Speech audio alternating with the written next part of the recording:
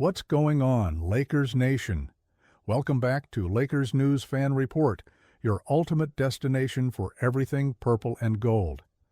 This is where you get the freshest updates, the most comprehensive analysis, and all the insider information on our beloved Los Angeles Lakers. Today, I've got something that's going to shake up your entire perspective on this team's trajectory. We're talking about a potential roster move that could fundamentally alter how we compete in this absolutely stacked Western Conference.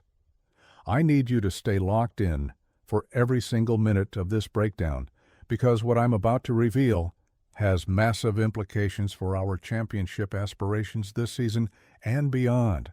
You know, being a Lakers fan means living with constant speculation, endless trade rumors, and the perpetual expectation that this franchise will do whatever it takes to compete for championships. That's the standard we've set, that's the legacy we carry, and that's exactly why every single roster decision gets scrutinized under the brightest spotlight in professional basketball. But here's the thing, not all trade speculation is created equal. Some of it is noise, clickbait, designed to generate attention without any real substance behind it. But every once in a while, something emerges that makes you sit up straight, that makes you really think about the direction of this team and whether a significant change might actually be what we need to get over the hump. Let me set the stage for you. We're sitting here in the middle of the season, and if we're being honest with ourselves, this Lakers team has been a mixed bag. We've had moments of absolute brilliance, games where everything clicks and we look like legitimate title contenders. Then we've had stretches where the inconsistency is maddening, where our defensive intensity disappears, where we struggle to find that cohesive identity that championship teams possess. J.J. Redick has been hammering home one message over and over again: defense wins championships. He's absolutely right, and after that disappointing loss to the San Antonio Spurs in the NBA Cup quarterfinals, that message has only gotten louder and more urgent. We've made some moves to address our defensive deficiencies. Marcus Smart has brought that elite perimeter defense we desperately needed, that tenacity and toughness that sets the tone for an entire unit. Jared Vanderbilt, when healthy, provides that versatility and switchability that modern NBA defense requires. But here's the uncomfortable truth that we need to confront. It's not enough. In a Western Conference where you're going up against offensive juggernauts night after night, where one defensive breakdown can be the difference between advancing in the playoffs or going home early, you need multiple elite defenders who can guard multiple positions. You need depth, you need options, you need the ability to throw different looks at opposing offenses without sacrificing anything on the other end of the floor. Now, I want you to think about our current roster construction for a moment. We've got superstars, we've got role players who understand their assignments, we've got a coaching staff that's implementing a system designed to maximize our strengths. But we also have pieces that, while valuable in certain contexts, might not be the perfect fit for where we're trying to go. That's not a criticism of any individual player, it's just the reality of roster building in the NBA. Sometimes a good player on your team could be a great player somewhere else, and sometimes acquiring a player who's been good elsewhere could become great in your system. It's all about fit, about timing, about identifying opportunities to upgrade without mortgaging your future. Rui Hachimura has been a solid contributor for us since we acquired him. I want to make that clear right from the start because I'm not here to trash any player wearing purple and gold. Rui has given us quality minutes, he's hit big shots, he's been professional in every sense of the word. But as we evaluate this roster with championship aspirations in mind, we have to ask ourselves some difficult questions. Is Rui the ideal fit for what J.J. Redick wants to do defensively? Does he provide the kind of versatility and switchability that we need against the elite wings in this conference? Can he be a consistent two-way force in a 7-game playoff series against the best teams in the league? These are legitimate questions that the front office has to grapple with as we approach the trade deadline. The trade market opened up significantly on December 15th, when 77 players became eligible to be dealt. That's a massive pool of talent potentially available, and you can bet that Rob Pelinka and his staff have been working the phones exploring possibilities, trying to identify opportunities to improve this roster. Another wave of players becomes eligible on January 15th, which means the trade season is about to heat up in a major way. This is when championship-caliber organizations separate themselves from the pack, when bold moves get made, when front offices demonstrate whether they have the courage to make tough decisions in pursuit of ultimate success. Here's where things get really interesting, and this is the part that's going to have you thinking about the ramifications for days. There's legitimate speculation building around a potential trade scenario involving the Los Angeles Lakers and the Golden State Warriors. Now, I know what you're thinking. The Warriors, our rivals, the team we've battled with for Western Conference supremacy? Yes, that Golden State. Because here's the thing about the NBA, rivalries don't prevent trades when both teams believe they can improve. Business is business, and if there's a deal that makes sense for both organizations, past playoff battles don't matter one bit. The framework of this potential deal's fascinating, and I want to walk you through it piece by piece so you understand exactly what we'd be getting and what we'd be giving up. The proposal centers around the Lakers acquiring Jonathan Kuminga from the Warriors. Let that name sink in for a second. Jonathan Kuminga, a 23-year-old forward with elite athleticism, legitimate two-way potential, and the kind of physical tools that defensive coordinators dream about. We're talking about a player who can genuinely guard multiple positions, who has the lateral quickness to stay in front of guards and the strength to battle with bigger forwards. This is exactly the type of versatile defender that J.J. Redick has been emphasizing we need more of. But here's where it gets complicated, and this is the part that's going to generate passionate debate among Lakers fans. To acquire Kuminga, we'd be sending out Rui Hachimura, Dalton Knecht, and a 2028 first-round pick swap to Golden State. That's a significant package, no question about it. We'd be giving up a solid rotation player in Rui, a promising rookie in Knecht, who's shown flashes of being a legitimate shooter and future draft capital that could be valuable down the line. This isn't a throwaway offer. This is a substantial commitment that signals we're going all in on winning now, while LeBron James is still performing at an elite level. Let me break down why this trade makes sense from a Lakers perspective, because I know some of you are already skeptical. Jonathan Kuminga is simply a better perimeter defender than Rui Hachimura. That's not opinion. That's observable reality when you watch the film and look at the metrics. Kuminga has the physical tools and defensive instincts to become an elite stopper on that end of the floor. He can switch onto guards without getting torched. He can hold his own against bigger forwards in the post. He can provide help defense without losing his man. That's the kind of defensive versatility that becomes absolutely crucial in playoff basketball when teams are hunting mismatches and trying to exploit any weakness in your scheme. But it's not just about defense with Kuminga, and this is what makes him such an intriguing acquisition. The kid can score in multiple ways. He's got the athleticism to finish above the rim. He's developing a reliable mid-range game. He can put the ball on the floor and create his own shot when the offense stagnates. Imagine him running alongside Anthony Davis, Austin Reeves, and LeBron James. The spacing would be excellent, the defensive versatility would be off the charts, and you'd have multiple players who can create offense in different ways. That's the kind of roster construction that gives opposing coaches nightmares, because there's no single defensive scheme that can neutralize all those different offensive threats. Now I have to address the elephant in the room, because it's a legitimate concern. Kuminga's relationship with Steve Kerr in Golden State has been complicated at times. There have been moments where it seemed like Kerr wanted Kuminga to focus more on defense and doing the dirty work rather than showcasing his offensive skills.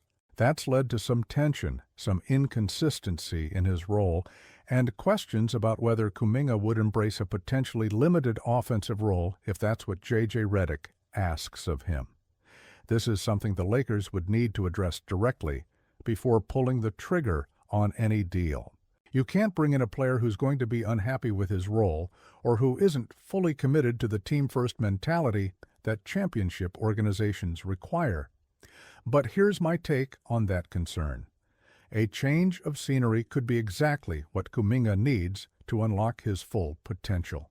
Coming to Los Angeles, playing for a historic franchise with championship expectations, being coached by J.J. Redick, who has a reputation for player development and clear communication, that could be the perfect environment for Kuminga to flourish. Sometimes players just need a fresh start, a new voice, a different system that maximizes their strengths while minimizing their weaknesses. If the Lakers believe they can get the best version of Jonathan Kuminga, if they believe he'll buy into the defensive identity they're trying to establish, then the risk becomes much more manageable. From Golden State's perspective, this trade would need to make sense for them as well, and there are some complications on their end. They'd be receiving 3 assets: Rui Hachimura, Dalton Knecht, and that pick swap. Rui would give them a system player who understands his role, who can space the floor, who won't demand the ball, but will contribute when called upon. Knecht is a shooter with upside, exactly the kind of young player that could develop into a valuable rotation piece. The pick swap gives them future flexibility and potential value if the Lakers struggle down the line. However, Golden State would need to waive a player to make the roster math work. And that's not always an easy decision, especially when you've got guys like Pat Spencer who are due for standard contracts. The Warriors' most pressing need right now is a legitimate second star alongside Stephen Curry. They need another player who can create offense, who can take pressure off Steph, who can be a reliable closer in tight games. Kuminga has shown flashes of being that guy, but he hasn't consistently delivered on that potential. If Golden State believes that Kuminga isn't going to develop into that second star, if they think his ceiling is more of a high-level role player rather than a genuine number 2 option, then moving him for multiple pieces that address different needs starts to make a lot more sense. They'd be getting shooting, they'd be getting a versatile forward in Rui, and they'd be getting future draft capital. That's not a bad return for a player who's been inconsistent and might not fit their long-term plans. There's also another layer to this story that's worth mentioning. According to some reports, the New Orleans Pelicans have emerged as a potential suitor for Jonathan Kuminga. The Pelicans appear to be heading toward a rebuild, and they're looking to pair young talent with their existing pieces. They've got Derek Queen and Jeremiah Fears as building blocks, and adding Kuminga to that mix could give them a nice young core to develop. This means the Lakers aren't operating in a vacuum here. If they want Kuminga, they might need to act quickly before another team swoops in with a competitive offer. The trade market is fluid, things change rapidly, and hesitation can cost you the opportunity to land a difference maker. Let's talk about the broader implications of this potential trade for the Lakers. If we make this move, we're signaling to everyone in the league that we're all in on winning right now. We're not worried about draft picks in 2028. We're not concerned about developing young players over multiple seasons. We're focused on maximizing the remaining years of LeBron James' career and capitalizing on Anthony Davis playing at an MVP level. That's a perfectly reasonable approach for a franchise like the Lakers, a team that's expected to compete for championships every single year. But it also means we're accepting certain risks. If Kuminga doesn't work out, if he doesn't fit the system, or doesn't develop into the two-way force we're hoping for, we've given up assets that could have been used elsewhere. On the flip side, if this trade works out, if Kuminga becomes the defensive stopper and secondary scorer we need, we could be looking at a dramatically improved team. Imagine a closing lineup with LeBron, AD, Kuminga, Austin Reeves, and one of our guards. That's a group that can defend at an elite level, that has multiple playmakers and scorers, that has the size and versatility to match up with any team in the league. That's the kind of lineup that can win a championship, that can go toe-to-toe with the Celtics or Nuggets or any other contender and come out on top. That's the upside we're chasing here, and it's absolutely worth considering given where we are in our championship window. I also want to address what we'd be losing in this trade because it's important to have a balanced perspective. Rui Hachimura has been a professional, a solid contributor, and a player who's earned respect in this locker room. Trading him isn't a reflection of his value as a person, or even necessarily as a player. It's about fit, about maximizing what we have, about making tough decisions in pursuit of the ultimate goal. Dalton Knecht is a rookie with promise, and giving him up means we're betting that Kuminga's proven ability at the NBA level is more valuable than Knecht's potential. That's a calculated risk, but it's one that championship-caliber organizations have to be willing to take. The 2028 first-round pick swap is interesting because it's far enough in the future that we can't really predict its value. If the Lakers are still competitive in 2028, that pick swap might not amount to much. If we've fallen off and are rebuilding, it could be valuable for Golden State. But here's my philosophy on future draft picks when you have championship aspirations. You worry about winning now and deal with the future when it arrives. LeBron James isn't getting any younger, Anthony Davis is in his prime, and we have a legitimate window to compete for titles. You don't let distant draft considerations prevent you from making moves that could put you over the top today. One thing I want to emphasize is that this trade scenario, while compelling and logical, is still speculative at this point. We don't have confirmation that serious negotiations are happening. We don't know if either team is genuinely interested in pulling the trigger. What we do know is that the Lakers need to improve defensively, that the trade market is opening up, and that Jonathan Kuminga is exactly the type of player who could address our most pressing need. Whether Rob Pelinka decides to pursue this specific deal or looks elsewhere for defensive upgrades remains to be seen. But the fact that this conversation is happening, that credible analysts are proposing this framework, tells you that there's legitimate logic behind the idea. I'm cautiously optimistic about the possibility of acquiring Jonathan Kuminga.